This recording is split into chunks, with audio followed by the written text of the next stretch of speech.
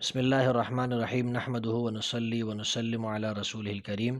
محترم سامعین اور ناظرین، وسیم رضوی نامی شخص کے بارے میں آپ نے سنا ہوگا۔ لکھنؤ کے اندر ان کی پیدائش ہوئی اور لکھنؤ کے اندر ہی انہوں نے تعلیم حاصل کی، اور یہ انڈیا کے اندر اتر پردیش شیعہ وقف بورڈ کے سابق چیئرمین تھے۔ مارچ 2021 کو انہوں نے قرآن کریم کی 26 آیات پر اعتراض کیا، اور سپریم کورٹ کے اندر انہوں نے درخواست دائر کی کہ قرآن کریم سے ان 26 آیات کو نکال دیا جائے، ان کو حذف کر دیا جائے، کیونکہ یہ دہشت گردی کی تعلیم سکھاتی ہے اور اس کی وجہ سے پوری دنیا کے اندر دہشت گردی جو ہے وہ پھیلتی ہے۔ حالانکہ اس کو معلوم نہیں کہ اللہ تعالیٰ فرماتے ہیں ذالک الکتاب لا ریب فیہ، یہ وہ کتاب ہے کہ جس کے اندر کسی قسم کی شک اور شبے کی گنجائش نہیں۔ اللہ نے فرمایا وَإِن كُنتُمْ فِي رَيْبٍ مِّمَّا نَزَّلْنَا عَلَىٰ عَبْدِنَا فَأْتُوا بِسُورَةٍ مِّن مِّثْلِهِ، اگر تمہیں ہماری نازل کردہ کتاب کے بارے میں شک ہے تو اس جیسی کوئی ایک صورت لے کر آؤ، اس جیسی کوئی 10 آیات لے کر آؤ، کوئی چھوٹی صورت لے کر آؤ، کوئی اس کا مقابلہ کرو۔ اللہ نے فرمایا کہ فَإِن لَّمْ تَفْعَلُوا وَلَن تَفْعَلُوا، اگر ایسا نہیں کر سکتے اور ہرگز نہیں کر سکو گے تو فَاتَّقُوا النَّارَ الَّتِي أُعِدَّتْ لِلْكَافِرِينَ، پھر اس آگ سے ڈرو جو آگ اللہ نے کافروں کے لیے تیار کی ہے۔ تو یہ بات تو معلوم ہوگی کہ قرآن کریم کے اندر کسی قسم کے شک اور شبے کی گنجائش نہیں، اور یہ بات بھی جو ہے مسلمانوں کے اتفاق اور اجماع سے معلوم ہے کہ قرآن جو ہے وہ ہم تک تواتر کے ساتھ پہنچا ہے، نسلم بعد نسل، یعنی ایک نسل نے دوسری نسل کو، دوسری نے تیسری نسل کو، اور تیسری نے چوتھی نسل کو یہ قرآن کریم پہنچایا ہے۔ اور جس طرح اللہ تعالیٰ نے رسول اللہ صلی اللہ علیہ وسلم پر یہ قرآن نازل کیا تھا، جس طرح یہ صحابہ کے زمانے میں موجود تھا،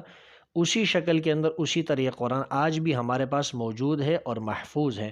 خود اللہ تعالیٰ فرماتے ہیں اِنَّا نَحْنُ نَزَّلْنَا الذِّكْرَ وَإِنَّا لَهُ لَحَافِظُونَ، بے شک ہم نے ذکر کو یعنی قرآن کو نازل کیا ہے اور ہم ہی اس کی حفاظت کرنے والے ہیں۔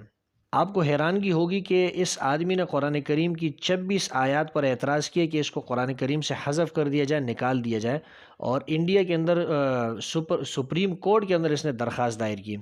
تو انڈیا کے اندر جو سپریم کورٹ ہے، ظاہر سی بات ہے وہاں ہندو لوگ ہی ہوں گے، تو جو ہندو ججز ہے انہوں نے بھی اس کی درخواست کو مسترد کیا، اس کو رد کیا کہ یہ درخواست جو ہے وہ قابل سماعت نہیں ہے۔ اس سے آپ اندازہ لگائیں کہ ہندو بھی مانتے ہیں کہ قرآن کریم جو ہے یہ مسلمانوں کی کتاب ہے اور مسلمانوں کا اس پر اتفاق ہے اور اس پر مسلمانوں کا اجماع ہے، لیکن یہ آدمی جو ہے اپنے آپ کو مسلمان کہلاتا تھا، اور اس کے باوجود اس نے قرآن کریم کی 26 آیات پر اعتراض کر کے اس کو قرآن کریم سے حذف کرنے اور نکالنے کی بات کی۔ اس نے جیسے ہی قرآن کریم کی ان آیات پر اعتراض کیا تو آیات پر اعتراض کرتے ہی اس کا اسلام سے کیا تعلق رہا، اس کا اسلام سے کیا واسطہ رہا، اور اسلام کے اندر یہ کتنا داخل رہا، اسلام سے کتنا باہر رہا، یہ تو دنیا ہی جانتی ہے۔ یہ تو سب کو معلوم ہے کہ جو شخص قرآن کریم کی ایک آیت کا بھی انکار کر لے اس کا کیا حکم ہے۔ آگے چل کر انشاءاللہ میں آپ کے سامنے یہ بات بھی ذکر کرتا ہوں۔ پھر جب اس نے یہ 26 آیات کو چیلنج کیا تو پھر اس نے ایک ویڈیو بیان بھی جاری کیا کہ مجھے انڈیا کے اندر بھی اور باہر بھی جو ہے مسلمانوں سے خطرہ ہے، اور مجھے جو ہے دھمکیاں مل رہی ہے، مساجد کے اندر میرے خلاف فتوے لگ رہے ہیں اور ہر جمعے کو میرے خلاف بیانات ہو رہے ہیں، تو مجھے تحفظ فراہم کیا جائے، مجھے سیکورٹی فراہم کی جائے۔ اگر وسیم رضوی صاحب قرآن کریم کی ان 26 آیات کو نہیں مانتے تھے تو نہ مانیں، لیکن وہ اس کو نکالنے کی اور سپریم کورٹ میں درخواست جمع کرنے کی بات کیوں کرتے ہیں، درخواستیں کیوں جمع کرتے ہیں؟ پھر انہی باتوں کی وجہ سے اس کو آج مشکلات کا سامنا ہو رہا ہے، اور بالآخر وسیم رضوی نے غازی آباد کے ایک مندر کے اندر ہندو مذہب کو اختیار کر لیا اور علانیہ طور پہ اس کا اعلان کیا، اور خود کہا کہ میں اپنی خوشی سے جو ہے وہ ہندو مذہب کو قبول کر رہا ہوں، اور اس نے اپنا نام بھی وسیم رضوی سے تبدیل کر کے جتیندر نارائن سنگھ تیاگی جو ہے وہ اختیار کر لیا ہے، یعنی اپنا نام بھی وہ اختیار کر لیا جو ہندوؤں والا نام ہے، اور مذہب بھی اس نے ہندوؤں والا اختیار کر لیا ہے۔ یاد رہے کہ جو شخص اسلام کو چھوڑ کر، مذہب اسلام کو چھوڑ کر، یا توحید اور رسالت کو چھوڑ کر، یا ضروریات دین میں سے کسی ایک کا انکار کرے، توحید اور رسالت کا انکار کرے، یا ضروریات دین میں سے کسی ایک بات کا انکار کر لے، یا ایسے عقائد اور افعال اختیار کر لے جو قرآن کے بالکل منافی ہو، مخالف ہو، تو ایسے شخص کو مرتد کہا جاتا ہے، وہ ایسا شخص دائرہ اسلام سے نکل جاتا ہے۔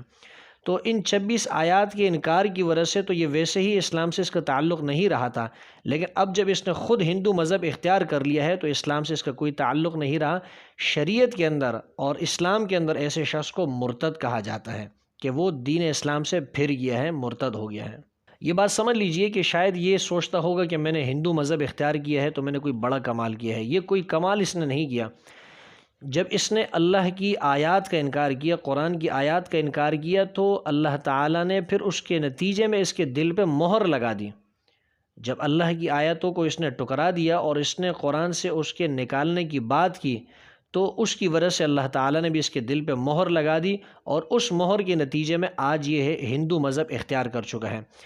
اللہ تعالیٰ گمراہ اسی شخص کو کرتے ہیں جو اپنی مرضی سے کفر اور شرک کو ترجیح دیتا ہے، اور جو آدمی اللہ کی طرف رجوع کرتا ہے اس کو اللہ ہدایت دیتے ہیں۔ خود اللہ تعالیٰ فرماتے ہیں وَيَهْدِي إِلَيْهِ مَن يُنِيبُ، اللہ اس انسان کو ہدایت دیتے ہیں جو اللہ کی طرف رجوع کرتا ہے، اور جو اللہ سے دور ہو جاتا ہے، جو اللہ کی اور اللہ کی باتوں کا، قرآن کی آیتوں کا انکار کرتا ہے، تو ایسے شخص کو ہدایت نصیب نہیں ہوتی، بلکہ وہ اپنے عمل کی وجہ سے خود گمراہی میں چلا جاتا ہے، خود کفر کی طرف چلا جاتا ہے۔ تو یہ بہت ہی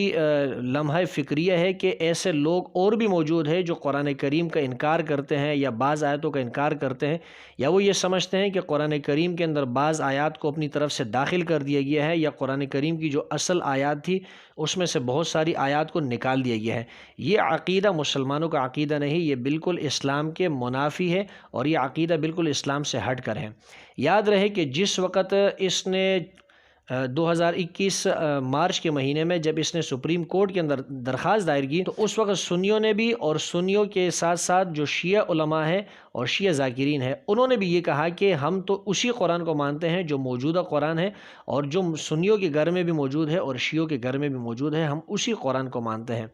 آخر میں آپ سے یہ بات عرض کروں کہ اللہ تعالیٰ سے یہ دعا کرنی چاہیے، اے اللہ آپ نے ہمیں ایمان کی توفیق دی ہے تو اس ایمان پر ہمیں استقامت بھی عطا فرما،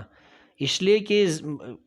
زندگی کے کسی بھی لمحے کے اندر، کسی بھی گھڑی کے اندر انسان جو ہے وہ دین اسلام سے پھر سکتا ہے۔ تو یہ دعا کرنی چاہیے، اے اللہ ساری زندگی ایمان والی عطا فرما، اور ایمان والی موت بھی ہمیں نصیب فرما، کہ زندگی بھی ایمان والی ہو اور موت بھی جو ہے ایمان والی نصیب ہو جائے۔ جب خاتمہ ایمان پر ہوگا تب جا کے انسان کی کامیابی جو ہے وہ یقینی ہوگی۔